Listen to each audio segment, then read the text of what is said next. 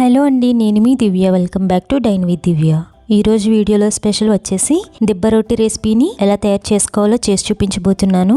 పైన క్రిస్పీగా, లోపల మెత్తగా, చాలా టేస్టీగా ఉంటుంది. అంతేకాకుండా మన శరీరానికి చాలా బలాన్ని ఇస్తుంది, బాడీని స్ట్రాంగ్గా కూడా ఉంచుతుంది. చాలా సింపుల్గా ఎవరైనా ప్రిపేర్ చేసేసుకోవచ్చు. అలాగే పర్ఫెక్ట్గా దిబ్బ రొట్టి రావడానికి పక్కా కొలతలతో ఈ వీడియోలో చూపిస్తున్నాను. మీరు కూడా ఫాలో అయ్యి చేసినట్టయితే చాలా పర్ఫెక్ట్గా, కమ్మగా, మంచి టేస్ట్తో ఈజీగా చేసేస్తారు.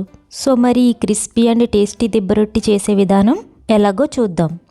ఈ దిబ్బ రొట్టిని చేయడానికి ఇక్కడ నేను 1 గ్లాస్ వరకు మినపగుళ్ళు తీసుకున్నానండి. వీటిని 2-3 సార్లు బాగా కడిగేసి వాటర్ వేసి 3 గంటల పాటు బాగా నానబెట్టుకోవాలి. 3 గంటల తర్వాత మినపగుళ్ళు బాగా నానిపోతాయి. ఇలా నానిన మినపగుళ్ళని ఒక మిక్సీ జార్లోకి వేసుకోండి. ఇప్పుడు ఇందులో 1/2 గ్లాస్ వరకు వాటర్ని వేసి బాగా మెత్తగా గ్రైండ్ చేసుకోవాలి. చూసారు కదా, పిండిని ఇంత స్మూత్గా గ్రైండ్ చేసుకోవాలి. ఎక్కువ లూజ్గా కానీ ఎక్కువ హార్డ్గా కానీ గ్రైండ్ చేయకూడదు. కన్సిస్టెన్సీ వచ్చేసి ఇలా ఉండాలి. ఇప్పుడు ఈ బ్యాటర్ అంతటిని ఒక బౌల్లోకి తీసుకోండి. ఇలా పిండిని మొత్తం ట్రాన్స్ఫర్ చేశాక ఇందులో మనం బియ్యం నూకని యాడ్ చేసుకుందాం. మినపగుళ్ళు తీసుకోవడానికి నేను ఈ గ్లాస్ని కొలతగా తీసుకున్నానండి. కాబట్టి ఇదే గ్లాస్తో 3 గ్లాసుల వరకు బియ్యం నూకని ఒక గిన్నెలోకి తీసుకోండి. ఈ బియ్యం నూకని రైస్ రవ్వ, వరి నూక అని కూడా అంటారు. ఇప్పుడు ఈ రవ్వలో వాటర్ని వేసి 2-3 సార్లు బాగా కడిగి ఆ వాటర్ని తీసేయాలి. ఇప్పుడు ఈ బియ్యం నూకని కొద్ది కొద్దిగా తీసుకుని గట్టిగా వాటర్ లేకుండా పిండేసి గ్రైండ్ చేసుకున్న పిండిలో వేసుకోవాలి. ఇదే విధంగా బియ్యం నూకని మొత్తం వాటర్ లేకుండా గట్టిగా పిండేసి తీసుకోండి. రవ్వను మొత్తం వేసేసాక పిండిలో ఉండలు లేకుండా కలిసేట్టుగా బాగా కలుపుకోవాలి. ఇలా ప్రిపేర్ చేసుకున్న బ్యాటర్ని ఓవర్ నైట్ లేదా 12 గంటల పాటు బయట ఉంచి పిండిని పులియబెట్టాలి.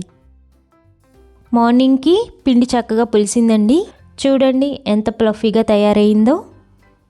ఇప్పుడు ఈ బ్యాటర్ అంతా ఒకసారి కలపండి. నెక్స్ట్ ఇందులో రుచికి సరిపడా ఉప్పు వేసుకోండి. నెక్స్ట్ 1 టేబుల్ స్పూన్ వరకు జీలకర్ర, అలాగే 2 టేబుల్ స్పూన్ల వరకు వాటర్ని వేసి బాగా కలపండి. ఇలా బాగా కలిపాక చూడండి, బ్యాటర్ కన్సిస్టెన్సీ ఇలా ఉండాలి. నెక్స్ట్ అడుగు దళసరిగా ఉన్న ఏ కడాయినైనా తీసుకుని అందులో 2 టేబుల్ స్పూన్ల వరకు ఆయిల్ని వేసి లో ఫ్లేమ్లో వేడి చేయండి. ఇప్పుడు ఇందులో 3-4 పెద్ద గరిటెడు పిండిని వేసుకోవాలి. ఇలా పిండి వేసిన తర్వాత మధ్యలో వాటర్తో ఉన్న గ్లాసుని లోపలికి పెట్టాలి.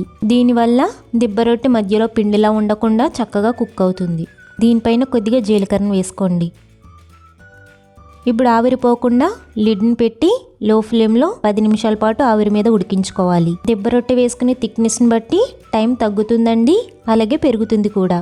10 నిమిషాల తర్వాత మూత తీసి నైఫ్తో కానీ ఇలా టూత్పిక్తో కానీ రొట్టె లోపలికి గుచ్చి మొత్తం ఉడికిందో లేదో తెలుసుకోవచ్చు. ఇలా నీట్గా పిండి అంటుకోకుండా ఉంటే దిబ్బ రొట్టె చక్కగా ఉడికిపోయినట్టే.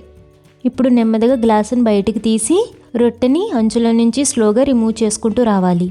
ఇలా రెడీ అయిన దిబ్బ రొట్టిని వేడివేడిగా ఈ విధంగా అయినా సర్వ్ చేసుకోవచ్చు. లేదా రెండో వైపు కూడా క్రిస్పీగా తినేవాళ్ళైతే వేడి చేసిన పెనం మీద 1 టేబుల్ స్పూన్ ఆయిల్ వేసి స్ప్రెడ్ చేయండి. ఇప్పుడు దీనిపైన దిబ్బ రొట్టిని ఉంచి 2 నిమిషాల పాటు లో ఫ్లేమ్లో కాల్చుకోవాలి. ఇలా దిబ్బ రొట్టికి పైన ఒక పల్చని లేయర్లా ఉండి వచ్చేస్తుందండి. అప్పుడు ఇలా తీసేయచ్చు, లేదా అలా అయినా ఉంచేయచ్చు. 2 నిమిషాల తర్వాత ఫ్లేమ్ ఆఫ్ చేసేసి దిబ్బ రొట్టిని వేడివేడిగా ఒక ప్లేట్లోకి ట్రాన్స్ఫర్ చేసుకోండి. చూసారు కదా, క్రిస్పీగా వేడివేడిగా దిబ్బ రొట్టె రెడీ అయిపోయింది. ఈ దిబ్బ రొట్టెని పానకంలో వేసుకుని తింటే చాలా చాలా టేస్టీగా ఉంటుందండి. ఈ విధంగా ఒకేసారి రొట్టెలా వేసుకుంటే ఫ్యామిలీ మొత్తం కడుపు నిండా హ్యాపీగా తినేయచ్చు. సో ఫ్రెండ్స్, చూసారు కదా, ఈ దిబ్బ రొట్టె రెసిపీని క్రిస్పీగా, టేస్టీగా, సింపుల్గా ఎలా తయారు చేసుకోవాలో మీరు కూడా వెంటనే ట్రై చేయండి. ట్రై చేశాక మీ ఫీడ్బ్యాక్ని నాతో షేర్ చేసుకోవడం అసలు మర్చిపోకండి. అలాగే రెసిపీ నచ్చితే ఒక లైక్ చేసి మీ ఫ్రెండ్స్ అండ్ రిలేటివ్స్కి షేర్ చేయండి. మన ఛానల్ కొత్తగా చూస్తున్న వాళ్ళైతే సబ్స్క్రైబ్ చేసుకుని పక్కనే ఉన్న బెల్ ఐకాన్ని యాక్టివేట్ చేసుకోండి.